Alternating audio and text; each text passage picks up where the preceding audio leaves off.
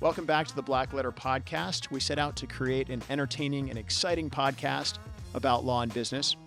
Blackletter, the name, comes from the Gothic typeset. Over time, Blackletter became the only font that English law books were printed in. It made it harder for kind of the common person to understand what the English law books said. Blackletter came to represent something that was law, that was set in stone, that was sort of old and a well-settled fundamental principle of law. We're here to demystify black-letter law. We're here to demystify things that happen in business and law and where those two meet. And I hope you have fun listening. Thank you once again, ladies and gentlemen, for joining us on another episode of the Blackletter podcast. I've got Gordon Sumner with me today, a former Army officer, Ranger, tabbed, airborne, all of that happy stuff, and now the CEO of Vets Moving Forward. And quite an impressive background. I think PhDs, music degrees, all kinds of, I don't even know where to go, but all kinds of interesting things.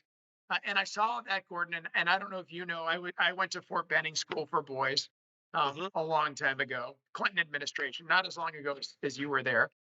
But I did basic there and then went to OCS and then I went armor, different direction.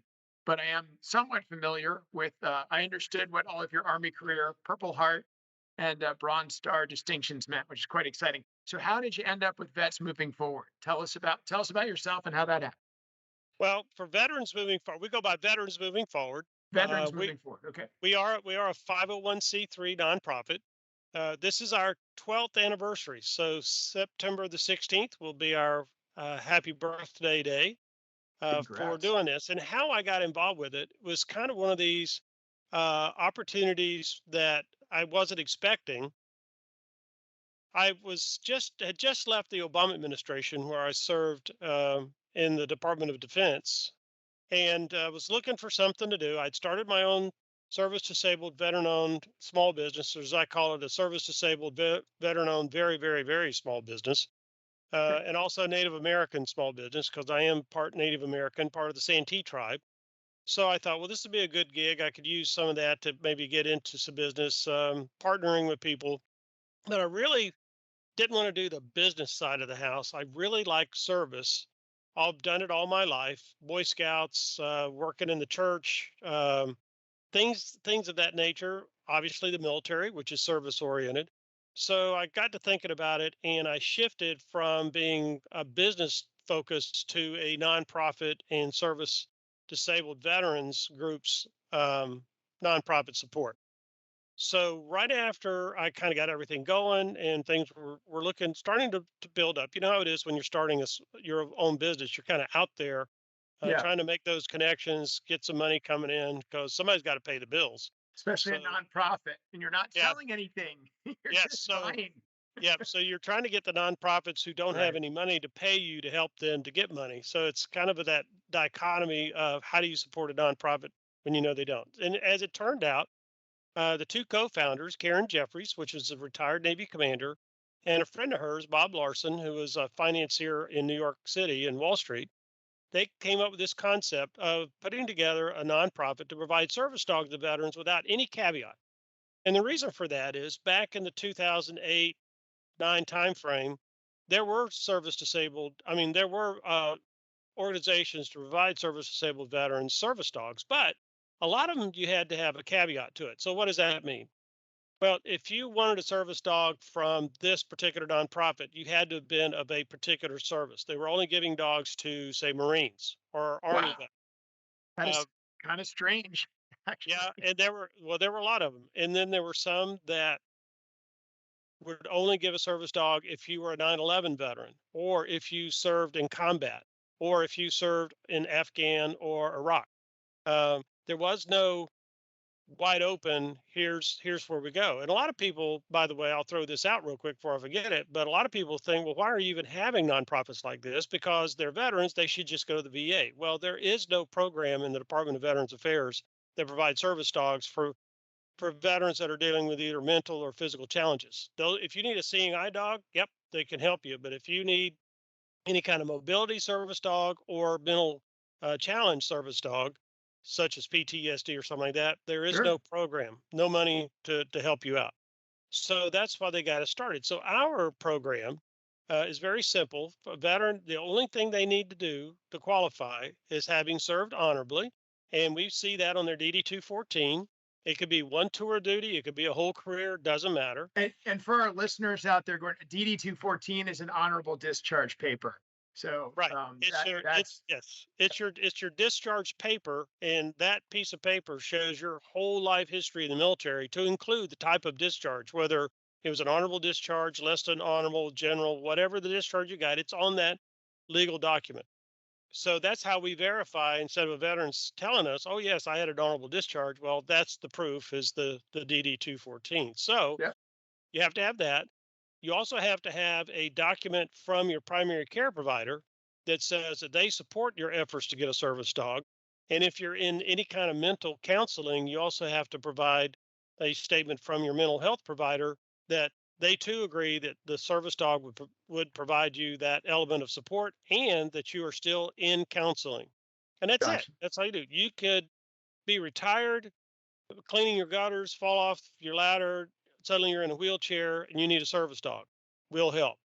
You could be a veteran who was wounded in Afghanistan and you need a service dog. We'll help. You could be a Vietnam veteran, which we're seeing a lot more applications of Vietnam Interesting. veterans and Well, First Desert Storm veterans that are applying for service dogs. And I believe there's a reason for that, and I could talk about that later. But we're seeing that. So you could have been anyone. You could be a veteran who just had an honorable service and never saw the light of day on a combat zone, but you did something that now causes you to have a mobility issue, so you can make your application.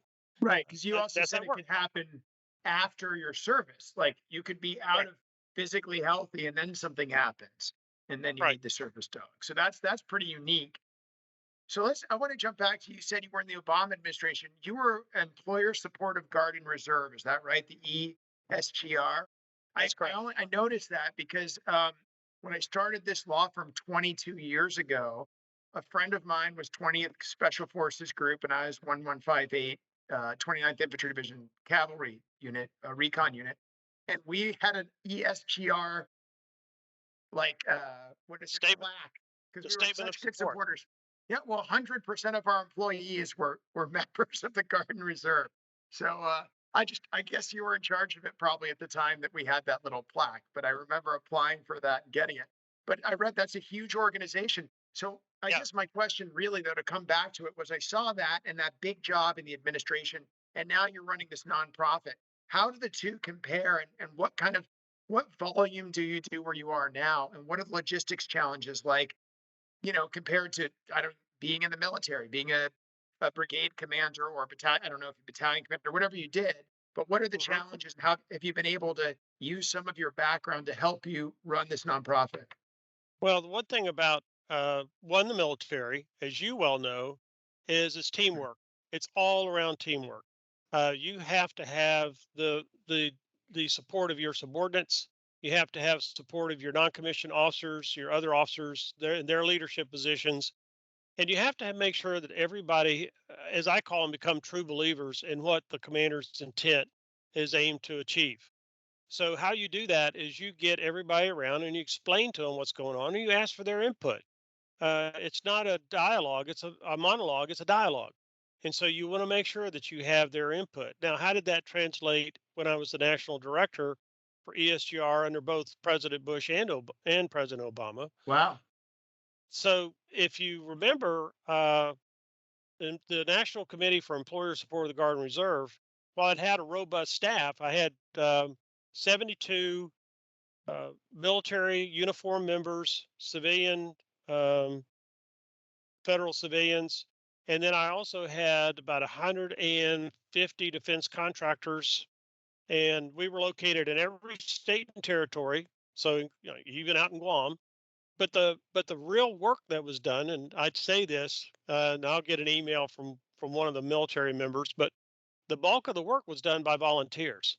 So we had around 5,000 volunteers that made each of the state committees function in supporting all those employers and all the Guard and Reserve members from all 7 branches of the Guard and Reserve.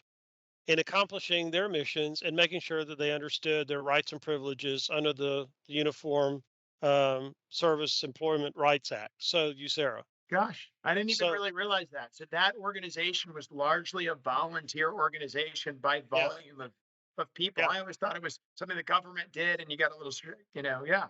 yeah. Wow. And the nice thing is that we did have a budget. I When I first started, it was about 21 million a year, which sounds like a lot of money, but when you're supporting that volume of 1 point, what was it at the time, 1.3 or 1.4 million Guard and Reserve members across the country, Yeah. plus the staff to do that, plus all the events, the travel, etc., you can eat that money up really quick. So what we did is we started getting the volunteers to document their time.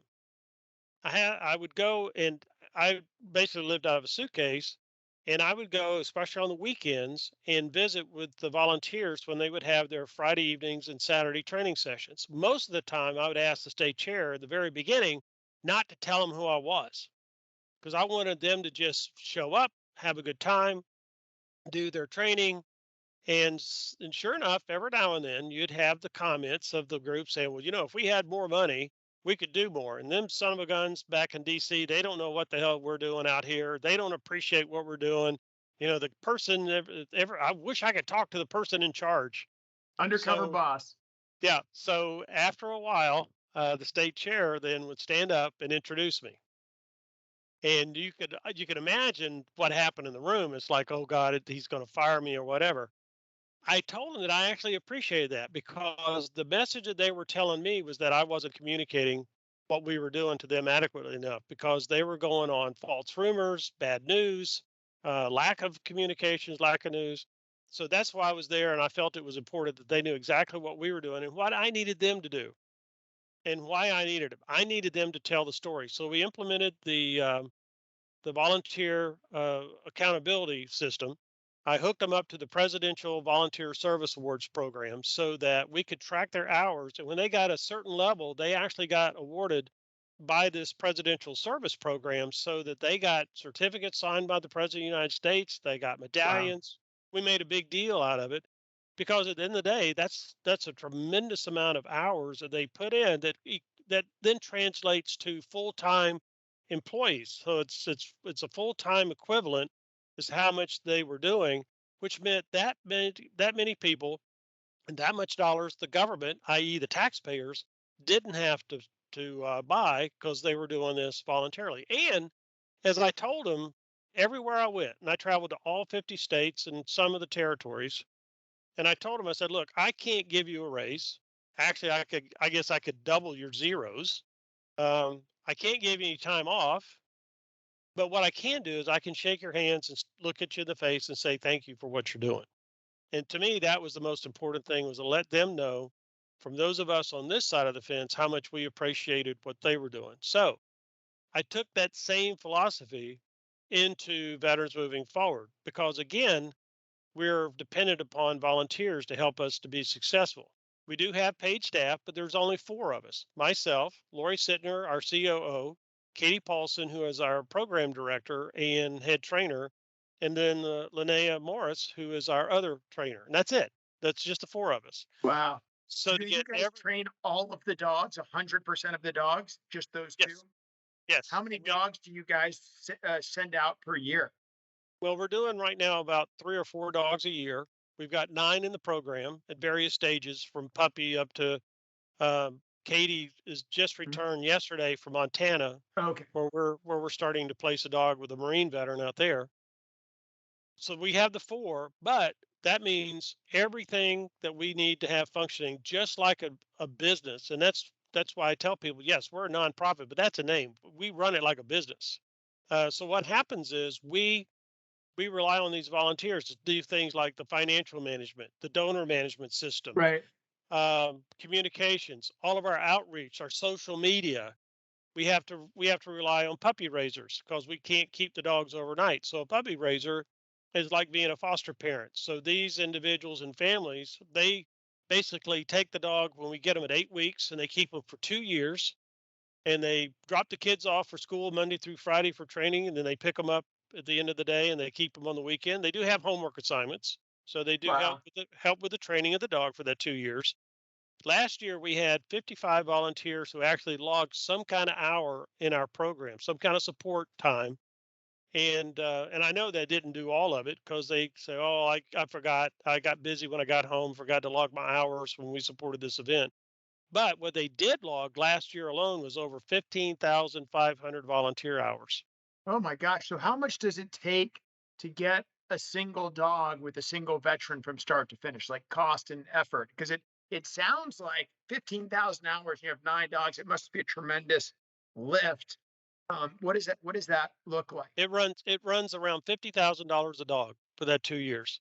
Wow. That's $50,000 that covers everything. It includes our facility, the training center, all the utilities that goes into that, the actual purchasing of the puppy, which runs around $3,000 to $5,000, and that's a discount price that we get from selected breeders that we work with who call Katie up and say, "Hey, we got a litter coming.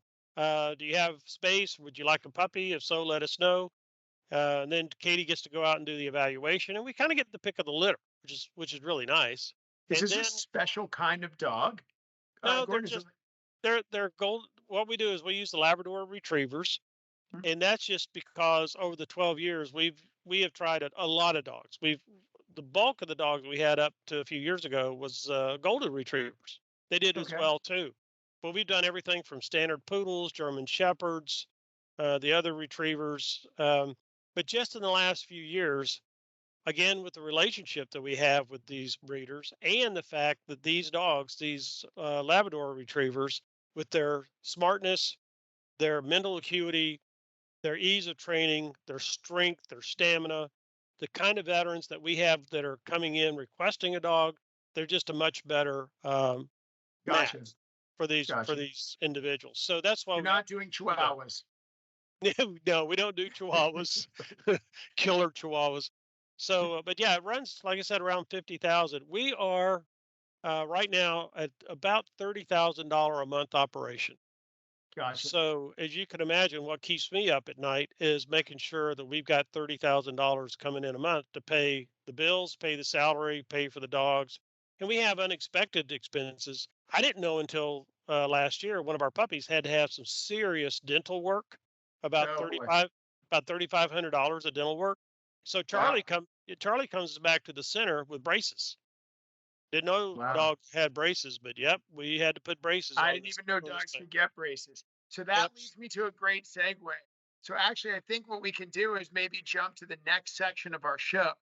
And the next section is the next was gonna be your advice, but I'd rather go with sequentially of challenge you face because we're talking about the business, and I'd rather hear about here's the challenge that I had and here's how we overcame it. Ladies and gentlemen, thanks for joining us again here with Gordon Sumner, the CEO of Veterans Moving Forward. Gordon will be back with us on the next episode here in our studio right away, but for you all in a few days or next week. And Gordon's going to tell us about some challenges he's faced and how I think what COVID did and the impact it had on his business and how he overcame that challenge. Thanks for joining us. We'll see you on the next episode of the Blackletter Podcast. That's all for today's episode of Blackletter. Thanks again for listening. Join us next time when we talk about more Blackletter issues in creative ways. Make sure you subscribe to the podcast so you never miss an episode, and check out our website at blackletterstudios.com.